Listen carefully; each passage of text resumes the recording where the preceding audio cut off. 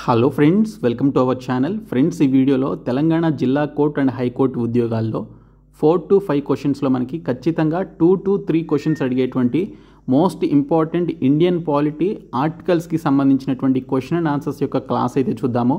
Top 100 ఆర్టికల్స్కి సంబంధించినటువంటి questions అయితే మనం డిస్కస్ చేద్దాము. సో ఇది పార్ట్ 1 వీడియో అనమాట. ఇందులో చాలా క్వశ్చన్స్ అయితే చూద్దాం, తర్వాత పార్ట్ 2 వీడియో కూడా చేస్తాను. సో వీడియో చూస్తున్నటువంటి వారు వీడియోని లైక్ చేసి ఛానల్ని సపోర్ట్ చేయండి. ఈ వీడియోకి 1000 లైక్స్ అయితే ఎక్స్పెక్ట్ చేస్తున్నాను. ప్రతి ఒక్కరూ లైక్ చేసి మీ ఫ్రెండ్స్కి షేర్ చేయండి. ఫస్ట్ టైం మన ఛానల్ని విజిట్ చేస్తే సబ్స్క్రైబ్ చేసుకొని బెల్ సింబల్ని యాక్టివేట్ చేసుకోండి. ఫ్రెండ్స్, డీటెయిల్స్లోకి వెళ్లే ముందు మీరు తెలంగాణ జిల్లా కోర్టు అండ్ హైకోర్టు ఉద్యోగాలకి సంబంధించి ప్రిపేర్ అవుతూ ఆ జాబ్స్ని క్రాక్ చేయాలి అనుకునేటువంటి క్యాండిడేట్స్ అయితే మీకోసం మేము ఇక్కడ 499 రూపీస్కి ఒక మెగా కాంబో కోర్స్ని అయితే తీసుకురావడం జరిగింది. ఇందులో మీకు అన్ని వీడియో క్లాసెస్కి సంబంధించినటువంటి కోర్స్తో పాటు మీకు జీకే అండ్ ఇంగ్లీష్ లాంగ్వేజ్కి సంబంధించి ప్రీవియస్ ఎగ్జామ్స్లో అడిగినటువంటి 30,000 ప్రీవియస్ బిట్స్ యొక్క పీడిఎఫ్స్తో పాటు ప్రీవియస్ పేపర్స్ కూడా మేము మీకు అందిస్తున్నాము. ఇందులో మీరు వీడియో క్లాసెస్ పొందవచ్చు, దానితో పాటు ప్రీవియస్ పేపర్స్ కూడా మీరు పొందవచ్చు. 8 months వ్యాలిడిటీ అయితే ఉంటుంది. సో మీరు ఈ పీడిఎఫ్ మెటీరియల్స్ని డౌన్లోడ్ కూడా చేసుకోవచ్చండి. అదే మీకు వీడియో క్లాసెస్ వద్దు, ఓన్లీ పీడిఎఫ్ మెటీరియల్సే కావాలి అంటే బైలింగ్వల్లో మేము మీకు ప్రీవియస్ పేపర్స్తో పాటు ఇక్కడ జీకే అండ్ ఇంగ్లీష్కి సంబంధించి 30,000+ బిట్స్ ఉన్నటువంటి మెటీరియల్స్తో పాటు కరెంట్ అఫైర్స్ అలాగే స్టాటిక్ జీకేకి సంబంధించినటువంటి బిట్స్ కూడా ప్రొవైడ్ చేస్తున్నాం. సో ఈ 2 కోర్సులు కూడా డిస్క్రిప్షన్లో ఉన్నటువంటి బీఎస్కే జాబ్స్ అనేటువంటి యాప్ని మీరు డౌన్లోడ్ చేసుకొని హోమ్ పేజ్లోనికి వెళ్ళినట్లయితే టీఎస్ ఎగ్జామ్స్ అని చెప్పేసి ఒక బాక్స్ అయితే కనిపిస్తుంది. అది ఓపెన్ చేస్తే మీకు ఈ 2 కోర్సెస్ అయితే మీకు కనిపిస్తాయి. ప్రతి ఒక్కరు కూడా ఈ 2 కోర్సెస్ తీసుకోండి, మీకు 100% హెల్ప్ చేస్తాయి. సో డిస్క్రిప్షన్లో యాప్ లింక్ ఉంటుంది, చూడండి. ఫ్రెండ్స్, ముందుగా చూసుకున్నట్లయితే how many articles were there in Indian constitution originally? భారత రాజ్యాంగంలో అసలు ఎన్ని ఆర్టికల్స్ ఉన్నాయని చెప్పేసి మనకి క్వశ్చన్ అయితే వచ్చిందండి. సో ఇది బేసిక్ క్వశ్చన్ అనమాట, మీ అందరికీ తెలిసిందే. ఒరిజినల్గా మనకి ఇండియన్ కాన్స్టిట్యూషన్లో భారత రాజ్యాంగంలో ఉన్నటువంటి టోటల్ ఆర్టికల్స్ వచ్చేసి 395 అండి. సో ఇక్కడ చూసుకున్నట్లయితే మనకి the original text of the constitution contained 395 articles in 22 parts and 8 schedules. It came into effect on January 26, 1950, the day that India celebrates each year as the Republic Day. Okay, original కాన్స్టిట్యూషన్లో, okay, so original రాజ్యాంగంలో మనకి మొత్తంగా 395 articles, 22 పార్టులు, మొత్తం 8 schedules అయితే ఉన్నాయి. So మనకి భారత రాజ్యాంగం ఎప్పుడు అమల్లోకి వచ్చిందయ్యా అంటే January 26, 1950 మనకి అమల్లోకి రావడం జరిగింది. ఆ సందర్భంగానే మనం ప్రతి సంవత్సరం 26th January రిపబ్లిక్ డే అయితే జరుపుకుంటాము. సో కాబట్టి ఆప్షన్ సి దీనికి సంబంధించినటువంటి right answer. Next question, which article deals with the citizenship at the commencements of the constitution? రాజ్యాంగం ప్రారంభంలో పౌరసత్వం గురించి ఏ ఆర్టికల్ వివరిస్తుంది అని చెప్పేసి అడిగారు. సో ఇక్కడ చూసుకుంటే రైట్ ఆన్సర్ వచ్చేసి ఆప్షన్ డి, ఆర్టికల్ 5 అండి. సో ఇక్కడ మనకి తెలుగులో ఇచ్చినటువంటి ఇన్ఫర్మేషన్ చూద్దాము. యూఎస్ రాజ్యాంగం యొక్క ఆర్టికల్ 5 రాజ్యాంగాన్ని సవరించే ప్రక్రియను వివరిస్తుందని చెప్పేసి ఇచ్చారు. యూఎస్ అయినా ఇండియా అయినా కూడా మనకి ఇక్కడ చూసుకుంటే ఆర్టికల్ 5 అనేది మనకి ఇక్కడ సిటిజన్షిప్ గురించి చెప్తుందనమాట. ఇది మనకి 2 సభల్లో కూడా మనకి ఇది ప్రవేశపెట్టడం జరుగుతుంది. సో అప్పుడు 3/2 మెజారిటీ ద్వారా లేదా రాష్ట్ర శాసనసభలలో 3/2 మంది పిలువబడేటువంటి రాజ్యాంగ సమావేశం ద్వారా సవరణలను ప్రతిపాదించడానికి అనుమతినిస్తుంది అని చెప్పేసి ఇచ్చారు. సో నెక్స్ట్ క్వశ్చన్ వచ్చేసి which article of the constitution confers power on the parliament to make laws regarding citizenship?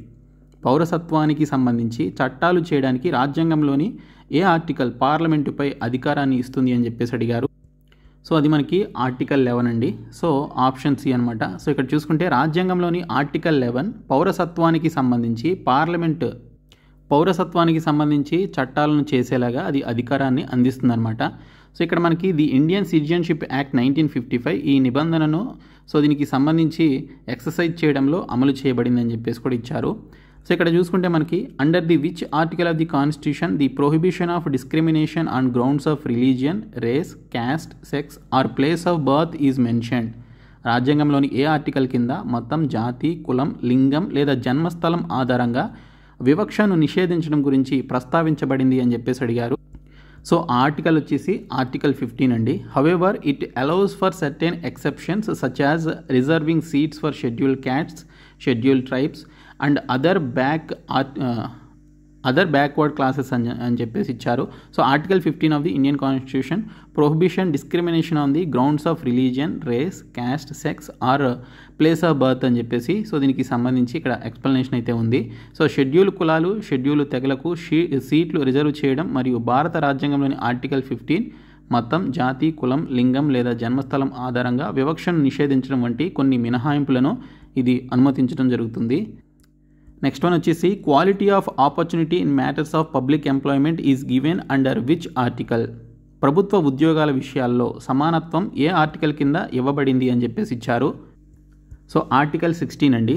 There shall be equality of opportunity for all citizens in matters relating to employment or appointment to any office under the state అని చెప్పేసి ఇచ్చారు. రాష్ట్ర వ్యాప్తంగా ఏదైనా కార్యాలయానికి ఉపాధి లేదా నియామకానికి సంబంధించినటువంటి విషయాల్లో పౌరులందరికీ సమానత్వం ఉండాలి అని చెప్పేసి ఈ యొక్క ఆర్టికల్ అయితే మనకి చెప్తుందనమాట. సో కాబట్టి ఇక్కడ చూసుకుంటే మనకి ఆప్షన్ బి దీనికి సంబంధించినటువంటి right answer.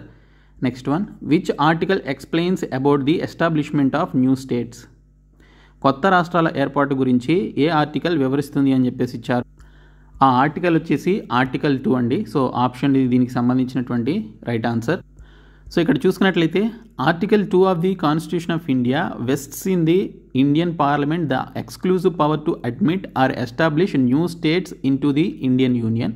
If a new state as up to India so it adds under the article number 2 అని చెప్పేసి ఇచ్చారు. భారత రాజ్యాంగంలోని ఆర్టికల్ 2 భారత యూనియన్లో కొత్త రాష్ట్రాలను అంగీకరించడానికి లేదా స్థాపించడానికి ప్రత్యేక అధికారాన్ని భారత పార్లమెంటుకు కలిగి ఉంటుందన్నమాట. సో భారతదేశంలో ఒక కొత్త రాష్ట్రం అయితే అది ఆర్టికల్ నెంబర్ 2 కింద జోడిస్తుంది. నెంబర్ 2 కింద ఆ యొక్క కొత్త రాష్ట్రం అయితే ఏర్పడడం జరుగుతుంది. Next one, which article of the constitution explains about abolition of titles? బిరుదుల రద్దు గురించి రాజ్యాంగంలో ఏ ఆర్టికల్ తెలుపుతుంది అని చెప్పేసి ఇచ్చారు. సో ఆర్టికల్ వచ్చేసి ఆర్టికల్ 18 అండి. Article 18 of Indian constitution అబాలిషెస్ the practice of granting titles. It prohibits the state from awarding titles except for military and academic distinctions. This ensures equality by preventing the creation of an aristocracy or nobility in India. Okay, so మనకి పద్మశ్రీ, పద్మభూషణ్, పద్మవిభూషణ్, భారతరత్న లాంటి అవార్డులు ఇచ్చినప్పుడు చాలామంది పద్మశ్రీ అని చెప్పేసి పక్కనే వారి పేరు పెట్టుకుంటారు. అలా అనకూడదు. పద్మశ్రీ గ్రహీత అని చెప్పేసి అనాలి, లేదా పద్మభూషణ్ గ్రహీత అని చెప్పేసి అనాలి. కానీ సో దాన్ని ఒక బిరుదులాగా పెట్టుకోకూడదనమాట. అది ఆర్టికల్ 18 ప్రకారం అది వ్యతిరేకిస్తుంది. ఓకే, సో భారత రాజ్యాంగంలోని ఆర్టికల్ 18 బిరుదులను మంజూరు చేసే పద్ధతిని రద్దు చేసింది. సైనిక మరియు విద్యాపరమైనటువంటి వ్యత్యాసాలు మినహా రాష్ట్రానికి బిరుదులను ప్రదానం చేయకుండా ఇది నిషేధిస్తుంది. ఇది భారతదేశంలో కులీనుల లేదా ప్రభువుల సృష్టిని నిరోధించడం ద్వారా సమానత్వాన్ని ఇది నిర్ధారిస్తుంది అనేది ఆర్టికల్ 18కి సంబంధించిన explanation. Next one, which article of the constitution states about right to life? రాజ్యాంగంలోని ఏ ఆర్టికల్ జీవించే హక్కు గురించి చెప్తుంది అని చెప్పేసి ఇచ్చారు. సో ఇది ఆర్టికల్ 21 అండి. సో ఆర్టికల్ 21 ప్రకారం సో మనకి జీవించే హక్కు గురించి అది తెలుపుతుంది. So article 21 of the Indian constitution guaranteed the right to life and personal liberty. It states that no person shall be deprived of their life or personal liberty except according to the procedure established by law. This article is the foundation for various fundamental rights related to individual freedom and dignity. Okay, so భారత రాజ్యాంగంలోని article 21 జీవితానికి మరియు వ్యక్తిగత స్వేచ్ఛకు హక్కును ఇది ఇస్తుందన్నమాట. చట్టం ద్వారా ఏర్పరచబడినటువంటి విధానం ప్రకారం మినహా ఏ వ్యక్తికి వారి జీవితం లేదా వ్యక్తిగత స్వేచ్ఛను హరించరాదని ఈ యొక్క ఆర్టికల్ అయితే పేర్కొనడం జరిగింది. నెక్స్ట్ వన్ వచ్చేసి which article is related to right to education? చాలా ఇంపార్టెంట్ బిట్ ఇది. సో విద్యా హక్కును ఏ ఆర్టికల్ తెలుపుతుంది అని చెప్పేసి అడిగారు. సో ఇక్కడ చూసుకుంటే మనకి ఆర్టికల్ 21A అండి. సో ఆర్టికల్ 21A మనకి ఇక్కడ సో విద్య అనేది ప్రతి ఒక్కరికి ఉండాలనేటువంటి రైట్ టు ఎడ్యుకేషన్ గురించి చెప్పేటువంటి ఆర్టికల్ ఇది. So article 21A of the Indian constitution guarantees the right to education for children aged 6 to 14 years. It mandates that the state shall provide free and compulsory education to all children within this age group, aiming to promote education and improve literacy in India. Okay, భారత రాజ్యాంగంలోని article 21A 6 నుండి 14 సంవత్సరాల పిల్లలకు విద్యా హక్కు హామీనైతే ఇస్తుంది. భారతదేశంలో విద్యను ప్రోత్సహించడం మరియు అక్షరాస్యతను మెరుగుపరచడం లక్ష్యంగా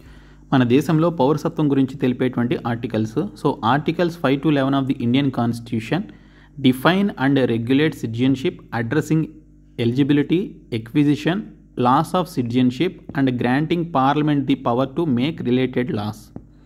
భారత రాజ్యాంగంలోని ఆర్టికల్స్ 5 నుండి 11 ఆర్టికల్స్ పౌరసత్వాన్ని నిర్వచించడం మరియు నియంత్రించడం, అర్హత, సముపార్జన, పౌరసత్వం కోల్పోవడం మరియు పార్లమెంటుకు సంబంధిత చట్టాలు చేసే అధికారాన్ని ఇవ్వడం గురించి మనకి ఆర్టికల్ 5 to 11 అనేది తెలుపుతోంది. Next one, which article is related with the freedom to manage religious affairs. మతపరమైనటువంటి వ్యవహారాలను నిర్వహించడానికి స్వేచ్ఛకు సంబంధించినటువంటి ఆర్టికల్ ఏది అని చెప్పేసి అడిగారు. సో ఇక్కడ చూసుకున్నట్లయితే మనకి ఆర్టికల్ 26 అండి. So article 26 of the Indian constitution grants every religious denomination the right to manage its own affairs in matters of religion, establish and maintain religious institutions and manage it's property subject to public order, morality and health గురించి ఈ యొక్క article 26 అయితే తెలుపుతోంది. భారత రాజ్యాంగంలోని article 26 ప్రతి మత శాఖకు మతపరమైనటువంటి విషయాల్లో తన వ్యవహారాలను నిర్వహించుకునేటువంటి హక్కును మంజూరు చేస్తుంది. నెక్స్ట్ వన్ వచ్చేసి which article is related with prohibition of human enforced labour. బలవంతపు శ్రమలో మానవుని నిషేధానికి సంబంధించినటువంటి ఆర్టికల్ ఏ ఆర్టికల్ అని చెప్పేసి అడిగారు. సో ఇక్కడ చూసుకున్నట్లయితే మనకి ఆర్టికల్ 23 అండి. So article 23 of the Indian constitution prohibits human trafficking and forced labour. It makes trafficking in human beings and any form of forced labour a punishable offence, ensuring the protection of individuals from exploitation అని చెప్పేసి కూడా మనకి ఇక్కడైతే ఇవ్వడం జరిగింది. So భారత రాజ్యాంగంలోని article 23 మానవ అక్రమ రవాణా మరియు బలవంతపు శ్రమను నిషేధిస్తుంది. ఇది మానవులలో అక్రమ రవాణా మరియు బలవంతపు శ్రమను, ఏ విధమైనటువంటి బలవంతపు శ్రమను శిక్షార్హమైనటువంటి నేరంగా చేస్తుంది. ఇది దోపిడీ నుండి వ్యక్తుల రక్షణను నిర్ధారిస్తుంది అనేది మనకి ఇక్కడ ఆర్టికల్ 23 అయితే తెలుపుతోంది.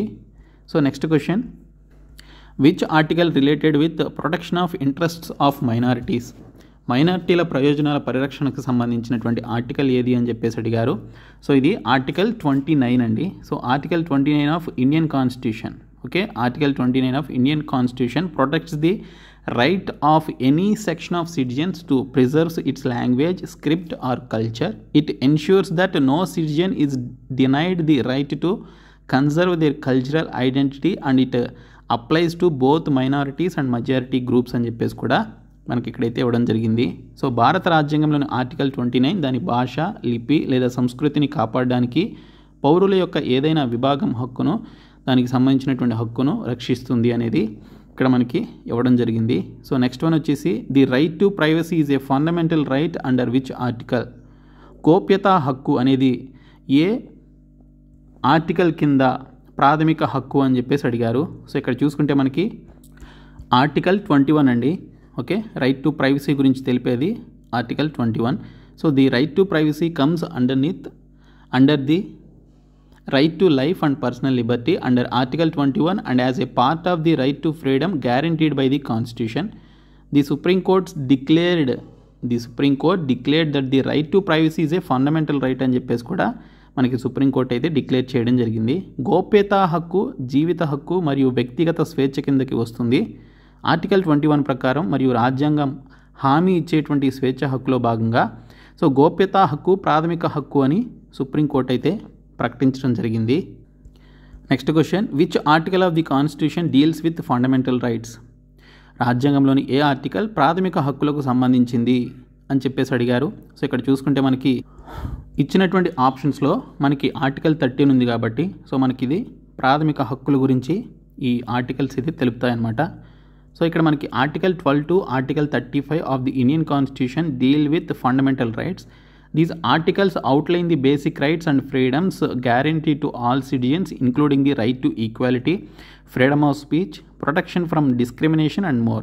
Okay, so భారత రాజ్యాంగంలోని ఆర్టికల్ 12 నుండి ఆర్టికల్ 35 వరకు ప్రాథమిక హక్కులతో ఇది వ్యవహరిస్తుందన్నమాట. సమానత్వ హక్కు, వాక్ స్వాతంత్ర్యం, వివక్ష నుండి రక్షణ మరియు మరిన్నిటితో సహా పౌరులందరికీ హామీ ఇవ్వబడినటువంటి ప్రాథమిక హక్కులు మరియు స్వేచ్ఛలను ఈ కథనాలు కాదు ఈ ఆర్టికల్స్ వివరిస్తాయి.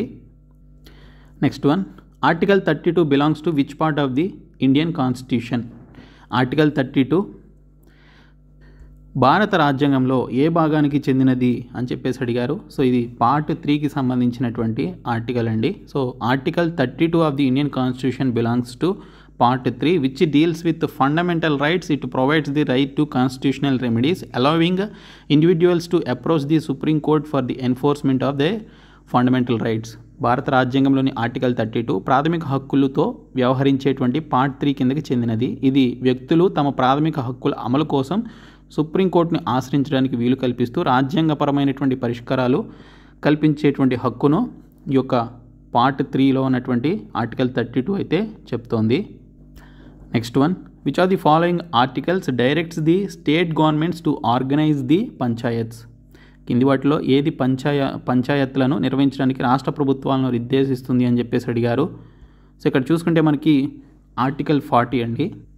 So article 40 of the Indian constitution directs the state to take steps to promote self government in local areas.